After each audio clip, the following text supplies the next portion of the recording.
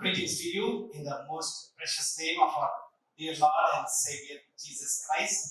మీరందరూ ఇంకా మీ Bibles open చేయనట్లయితే ఒక్కసారి మాథ్యూ చాప్టర్ 28, 16, 17, 18, 19, 20 వర్సెస్ మీరు చదివినప్పుడు విన్నాను. అట్ ద సేమ్ టైం ఒక 2-3 నిమిషాలలో దీనికి ఒక ఎగ్జిజిసిస్ లేకపోతే దీంట్లో ఉన్న ముఖ్య ఉద్దేశము నేను మీతో షేర్ చేసి క్లోజ్ చేస్తాను. మాక్సిమం 3-4 మినిట్స్ లోపల నేను షేర్ చేస్తాను. ఈ 16th వర్స్ ని మీరు గమనించినట్లయితే ఇంగ్లీష్ లో 11 disciples went away into Galilee into a mountain. అంటే యేసుక్రీస్తు ఎక్కడ ఉండమన్నా అక్కడికి ఉండడానికి వారు వెళ్ళారు. అపాయింటెడ్ టైం, అపాయింటెడ్ ప్లేస్ వారికి ఇవ్వబడింది. అయితే 17th వర్స్ లో మీరు గమనించినట్లయితే and they saw him and worshipped him but some doubted. అయితే యేసుక్రీస్తుని ఆ ప్లేస్ లో కలిసి వారు కొంతమంది వర్షిప్ చేశారు. వర్షిప్ చేసిన తర్వాత అక్కడ కొంతమంది డౌట్ పడ్డారు. అయితే వర్షిప్ మీరు ఏ విధంగా అయితే ఈరోజు మీ టెస్టిమనీస్ షేర్ చేశారో మీరు ఎక్స్పీరియన్స్ ని మీ వర్షిప్ గా మీ నిజ జీవితంలో యెహోవాని సండే ఆరాధించడంలో కాకుండా మీ నిజ జీవితంలో మీరు ఆరాధించేటట్టుగా మీరు మాట్లాడినప్పుడు ఇక్కడ ఈ 17th వర్స్ లో దేర్ వాజ్ ఎ డౌట్. అక్కడ మిక్స్డ్ రెస్పాన్సెస్ ఉంది. అయితే గ్రీక్ పదంలో మనము గమనించినట్లయితే డిస్టాజో అని అంటారు. డిస్టాజో అంటే హెసిటేట్.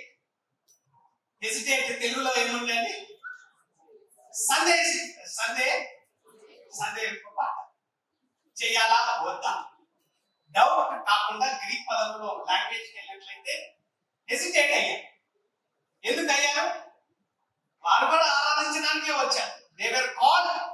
అక్కడ నిలబడడానికి, అక్కడ నిలబడి ఉన్నారంటే దే వర్ కాల్డ్ పీపుల్. మీరు ఇక్కడ నిలబడి ఉన్నారంటే, మీరు ఇక్కడ కూర్చొని ఈ మెసేజ్ వింటున్నారంటే ఇది జస్ట్ టైం పాస్ కో మీరు it is a purpose that you are being called. అయితే ఇప్పుడు దాకా మనము ఆల్మోస్ట్ ఒక 1 year సరిపోయే మెసేజెస్ మనము విన్నాం. ఒక్కొక్కరు ఒక్కొక్క మెసేజ్ వారు ఒక విధంగా వారి ఎక్స్పీరియన్స్ తోటి వాక్యానుసారంగా చేశారు. అయితే ఇక్కడ ఈ 18th వర్స్ ని గమనించినట్లయితే Jesus came and spake unto them, saying, all power is given unto me. ఈ 18th వర్స్ లో all power అని దాన్ని ముఖ్య గ్రౌండ్ బ్రేకింగ్ వచనం ఎక్కడుందంటే proto evangelism, Genesis chapter 3 verse 15 దాని బేస్ వచనం. ఎప్పుడైతే ఆదాము అవ్వ పాపంలోనికి వెళ్ళినప్పుడు ఒక క్వశ్చన్ అడుగుతాను. జెనసిస్ చాప్టర్ 3 వర్స్ 15 ఎవరు మాట్లాడారు? ఎవరిని ఉద్దేశించి మాట్లాడారు? అక్కడ ఒకరు మాట్లాడారు, ఇద్దరిని ఉద్దేశించారు. ఒకరిని మానవుని, ఇంకొకరిని సాతానుని. అయితే ఇక్కడ మాట్లాడింది ఎవరు? క్లియర్ గా ఒక పాయింట్ లో చెప్పండి. ఇక్కడ మాట్లాడింది ఎవరు? దేవుడు, యెహోవానా, యేసుక్రీస్తు?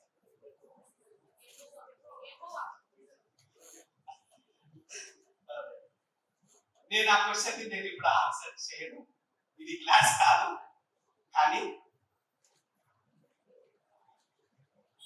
సంఘము, భారత సంఘంలో యెహోవా యొక్క సార్వభౌమత్వాన్ని బోధించదు, యేసుక్రీస్తు యొక్క సార్వభౌమత్వాన్ని బోధించదు, ఆత్మ యొక్క సార్వభౌమత్వాన్ని బోధించదు. యెహోవా యొక్క సార్వభౌమత్వాన్ని మనకు క్షుణ్ణంగా తెలిసినట్లయితే అక్కడ యెహోవా మాట్లాడట్లేదు.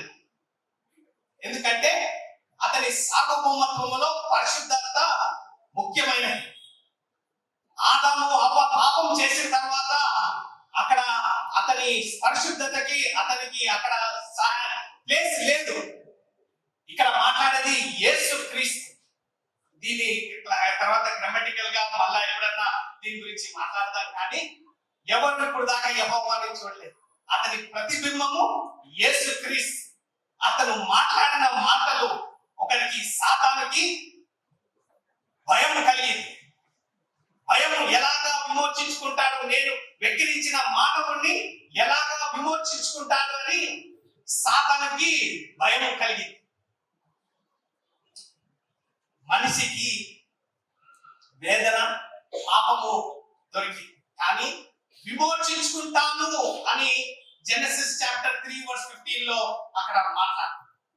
అయితే ఈ మాథ్యూ చాప్టర్ 28 వర్సెస్ 16, 17, 18, 19, 20 లో వచ్చినట్లయితే అతను మరణ పునరుద్ధానుడు అయిన తర్వాత ఆల్ పవర్ దైవికంగా త్రిత్వం రూపంలో యెహోవా కుమారుడు పరిశుద్ధాత్మకు కలిగిన అథారిటీని, వారి సార్వభౌమత్వాన్ని ఇక్కడ నాకు కలిగింది, ఆల్ పవర్ నాకు ఇవ్వబడ్డది అని అతను అక్కడ వెల్లబడుతున్నాడు. It is Jesus Christ who is saying, because what I have done on the cross of Calvary, because of my obedience on the cross of Calvary, నేను I am taking the authority through the Trinity అని మాట్లాడుతూ అక్కడ go ye therefore, go అని మాట్లాడు. అయితే ఒక farmer ని గమనించినట్లయితే వర్షాకాలం వస్తుందని చేతుల్లో ఆ ధ్యానాన్ని లేకపోతే ఆ సీడ్స్ ని పట్టుకొని సంతోషించడండి. ఫస్ట్ గ్రౌండ్ ని ప్రిపేర్ చేస్తాడు. అంటే ఈ నార్మల్లీ జూన్ జూలైలో వానాకాలం వస్తే 2-3 నెలల క్రితమే దాన్ని ప్రిపేర్ చేస్తారు. తర్వాత వాన పడిన తర్వాత ప్రిపేర్ అవుతారంటే కాదు, ముందే ప్రిపరేషన్ ఉంటుంది. అయితే మీరు ఆల్రెడీ ప్రిపేర్ అయ్యారు. అయితే ఆ విత్తనాలని ఎప్పుడైతే భూమి మీదకి విత్తేసినప్పుడు అవి ఎక్కడ కరెక్ట్ భూమి మీద పడితే అవి మొలుస్తాయి. అయితే 20th గ్రాడ్యుయేషన్ సర్వీస్ లో యాజ్ ఏ ప్రోగ్రామ్ డైరెక్టర్ గా నేను 27 ఇయర్ గ్రాడ్యుయేషన్స్ లో 17,000 మందిని నేను ఆల్మోస్ట్ కొన్ని 15,000 మంది దాకా సర్టిఫికెట్లు సైన్ చేశాను. లాస్ట్ 27 ఇయర్స్ లో 17,000 ప్లస్ గ్రాడ్యుయేట్స్, 60 టీచింగ్ సైట్స్. ఇలాగా 2 days బ్యాక్ ఒంగోలులో 17 మంది గ్రాడ్యుయేట్ అయ్యారు. అయితే గమనించాలి, this is not a study programme. ఇది స్టడీ ప్రోగ్రామ్ కాదండి. బీటీహెచ్, బీటీ, ఎంటీహెచ్ అని అనుకుంటుంటారు. బీటీహెచ్ అయిపోయిన వెంటనే ప్రోగ్రామ్ క్లోజ్ అవుతుంది, నా పని అయిపోయింది. చాలా సార్లు మీరు గమనించారంటే, మీ పిల్లలు ఉన్నట్లయితే చదివిన తర్వాత పోయి ఉద్యోగం చేసుకో అని అంటారు, మళ్ళా చదవమని అన్నారు. మీలో చాలా మంది బీటీహెచ్ చదివిన తర్వాత, బీడీ చదివిన తర్వాత, ఎంటీహెచ్ చదివిన తర్వాత ఇంకొకటి కావాలి అని అడిగారు. ఎందుకు? వాక్యములో మీరు ఇమిడి ఉండాలి. వాక్యంలో ఇమిడి ఉన్నట్లయితే అది మన మాట ద్వారా, మన హృదయం ద్వారా అది బయలుపడుతుంది. అది that is what you have said. అయితే మీరు ఇచ్చిన టెస్టిమనీస్ లేకపోతే ఈ మాథ్యూ చాప్టర్ 28 కి కాళ్ళు వచ్చినట్లయితే, చక్రాలు వచ్చాయంటే సాతానుకి రెండోసారి భయపడతారు. ఆ చక్రాలు ఎవరికి వెళ్తారంటే మీరు, నేను. ఒకటేసారి భయపడ్డాడు సాతానుడు. కానీ యేసుక్రీస్తు సిలువ దగ్గరికి వచ్చిన తర్వాత, మరణాన్ని జయించిన తర్వాత అతను ఆ భయం పోయింది. ఆ భయాన్ని వాక్యాల ద్వారా వాడుకుంటున్నాడు. జెనసిస్ నుంచి రెవల్యూషన్ దాకా సాతానుకి తెలుసు. ఈ వాక్యాన్నంతా సంఘాలలో బోధింపబడుతుంది. ఏలూరులో ఏదన్నా ఒక్క చర్చ్ ఖాళీగా ఉందని చెప్పండి. చర్చ్ ఫుల్ బిజీ ఉంటుంది. చర్చ్ బిజీగా ప్రోగ్రామ్స్, సువార్త ఫాస్ట్ గా జరుగుతుంది. సంఘాలలో ఒక్కటి కూడా ఏమిటి ఉండదు. కానీ మీరు వెళ్ళే సంఘాలలో ఈ Matthew chapter 28 go ye therefore and teach, make disciples all nations, baptizing them into the name of the Father and of the Son of the Holy Ghost. ఇది the greatest commandment, final grand finale. యేసుక్రీస్తు పరలోకానికి వెళ్ళేటప్పుడు ఎందుకు అంటే 20th verse లో teach them to observe all things whosoever I commanded you, and lo I am with you always. నీతో పాటు నేను ఎల్లప్పుడూ ఉంటానని ఈ సర్టిఫికెట్లు లాస్ట్ 27 years నుంచి ఇళ్ళలోకి వెళ్ళినట్లయితే ఫస్ట్ డోర్ పోస్ట్ కి పెట్టుంటుంది. నేను బీడీ చేశాను, నేను ఎంబీఏ చేశాను, నేను ఇది చేశాను, నేను అది చేశానని. కానీ గ్రేట్ కమిషన్ కి బేసిక్ ఏంటి అంటే ఇంకొక వ్యక్తిని సువార్త ప్రకటించడం. ఆ సువార్త ప్రకటించి ఆ వ్యక్తిని యేసుక్రీస్తుకి అప్పచెప్పినట్లయితే నీకు నాకు అథారిటీ లేదండి. ఓన్లీ నీ టెస్టిమనీ ద్వారా నువ్వు సువార్తను ప్రకటించి ఆ వ్యక్తిని సువార్తలో ఉన్నట్టు తీసుకురాగలిగినట్లయితే అతనిలో యేసుక్రీస్తు ఆత్మ ద్వారా పనిచేస్తుంది. దాని తప్ప ఇంకా వేరేది ఏమి లేదు. నువ్వు ఎంబీబీఎస్ చదివినా, ఎన్ని స్టడీస్ చదివినా ఆ ప్రోగ్రామ్ క్లోజ్ అవుతుంది. కానీ ఇలాంటి బైబిల్ స్టడీస్ మీరు ప్రాక్టికల్ గా పెట్టినట్లయితే ఇలాంటి బహుశా ఇంకా 40 చేయొచ్చు గ్రాడ్యుయేషన్స్. కానీ కన్స్యూమర్స్ ని తయారు చేయాలని లేదు. కన్స్యూమర్స్ అంటే షాపింగ్ మాల్కి వెళ్తే బట్టలు అమ్ముతారు, ఏమి గ్రోసరీస్ అమ్ముతారు. బైబిల్ కాలేజ్కి వస్తే సర్టిఫికెట్లు ఇచ్చి పంపిస్తారు. సారీ నేను ఏమన్నా నెగిటివ్ మాట్లాడుతుంటే దీన్ని మీరు విమర్శించవచ్చు, కానీ దిస్ ఇస్ ది ప్రాక్టికాలిటీ. మీరు సాతానుతో ఏకీభవిస్తే ఇలాగనే ఇంకా 2-3 ఏళ్ళు ఇలాగనే కూర్చోగలుగుతాం. 40 ఏళ్ళు యేసుక్రీస్తు వచ్చేదాకా ఇలాంటి గ్రాడ్యుయేషన్స్ మన సొంత శక్తితో చేయగలుగుతాం. కానీ మత్తయి సువార్త 28:19 verse కి ఎప్పుడైతే కాళ్ళు వచ్చినాయంటే, దానికి వీల్స్ వచ్చాయంటే so it is you and I have the decision. So may the Lord bless you for His glory, so that you can live a testimony life. So ఒకరు గుడ్ న్యూస్ బైబిల్ కాలేజ్ యొక్క theme each one reach one, encourage one to walk by the Spirit. ఒక వ్యక్తిని నేను encourage చేయగలిగినట్లయితే, అతన్ని ఆత్మీయంగా నేను నడిపించినట్లయితే, that is what the theme. Mission వచ్చి every local church college classroom, ప్రతి సంఘ కాపరి ఒక కళాశాల టీచర్ గా అవ్వాలి. ఓన్లీ అర్ధగంట మెసేజ్ ఇచ్చి స్నాక్స్ ఇచ్చి పంపించేసి కాదండి Sunday. That is not Christian life.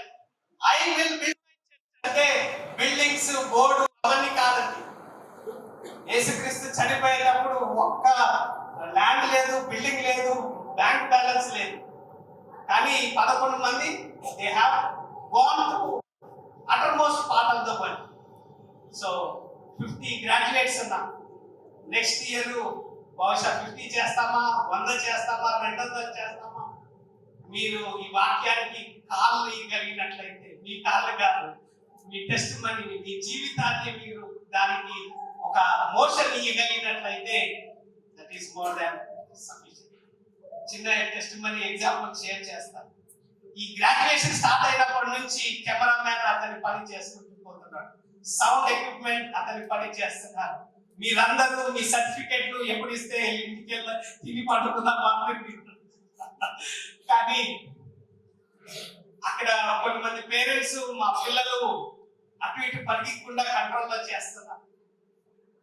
కానీ ఒక్కరు గమనించారా? 2 and 2 గా పనిచేస్తున్నారు.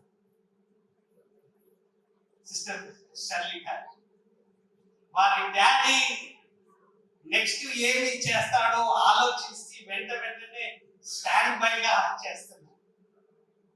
పాయింట్ ఏంటంటే, చప్పట్లు పట్టుకండి ఎందుకంటున్నారంటే, మన డాడీ గురించి మనస్సు తెలుసు.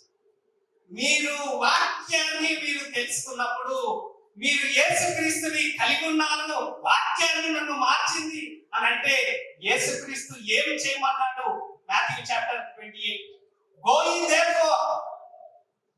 నువ్వు అది చేస్తావా, లేకపోతే నువ్వు హెసిటేట్ అయ్యి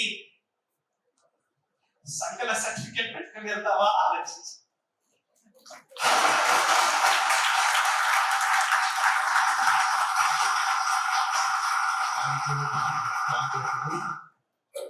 వండర్ఫుల్ మెసేజ్. సో మీరందరూ కూడా వేదాంత విద్య ద్వారా ఎన్నో విషయాలు నేర్చుకున్నప్పటికీ మర్చిపోవడం ద్వారా మళ్ళా సమాధానం చెప్పలేని పరిస్థితి, బలహీనతలు మీకు ఉన్నాయి. అయితే ఆ రోజు నేర్చుకునేది అక్కడ పక్కన పెట్టేయడం ద్వారా వస్తున్న సమస్య. సో మనం నేర్చుకున్న దాన్ని మనం ప్రాక్టికల్గా ఇంప్లిమెంట్ చేయడం ఒక ఎత్తు, రెండవది ఇతరులుగా ప్రకటించడం అనేది. నేను ఎప్పుడు మీకు చెప్తూ ఉంటాను, మన మెమరీ ఎప్పుడు పెరుగుతుంది? ఒకటి మనం దాన్ని ప్రాక్టీస్ చేస్తున్నప్పుడు, రెండవది ఇతరులకు మనం షేర్ చేస్తున్నప్పుడు. సో ఇది చేయకపోతే మనం నేర్చుకున్నది కూడా అంతా కూడా మనం మర్చిపోయే పరిస్థితి వస్తుంది, మన మామూలు అయిపోయే పరిస్థితి వస్తుంది. కనుక థియాలజీ ప్రాపర్లో ట్రినిటీ గురించి, తండ్రి కుమార పరిశుద్ధాత్మ గురించి తెలుసుకున్నారు. సో చర్చ్ గురించి తెలుసుకున్నారు. ద బుక్ ఆఫ్ యాక్ట్స్ లో స్వార్థ పరిచర్య ఎంత అద్భుతంగా జరిగింది, చర్చ్ హిస్టరీలో ఎలా రథసాక్షులు అయ్యారు. మీరు తెలియని సబ్జెక్ట్ ఏమీ లేదు, అన్ని తెలుసుకున్నాయి. బట్ ఎక్కడ ఫెయిల్ అయిపోతున్నామంటే ప్రాక్టికల్ గా. మరి అక్కడ ఫెయిల్ అయిపోతే మనం చేసేది ఏం లేదు. సో మరి మళ్ళా ఆల్మోస్ట్ అదే విషయాలు మనం జ్ఞాపకం చేసి మళ్ళీ బలపరిచారు. నిజమే, సర్టిఫికెట్లు ఏముందండి, ఏదో పేపర్ లేదా. కాబట్టి దేవుని జ్ఞానం లేనప్పుడు ఒకటి డిగ్రీ ఉంటే ఉపయోగం లేదు. కనుక మీరు ఆ జ్ఞానాన్ని ఆర్జించుకున్నారు. అది ఆ జ్ఞానంలో మీరు కొనసాగినప్పుడు మీరు తీసుకున్న సర్టిఫికేట్కి వాల్యూ ఉంటుంది.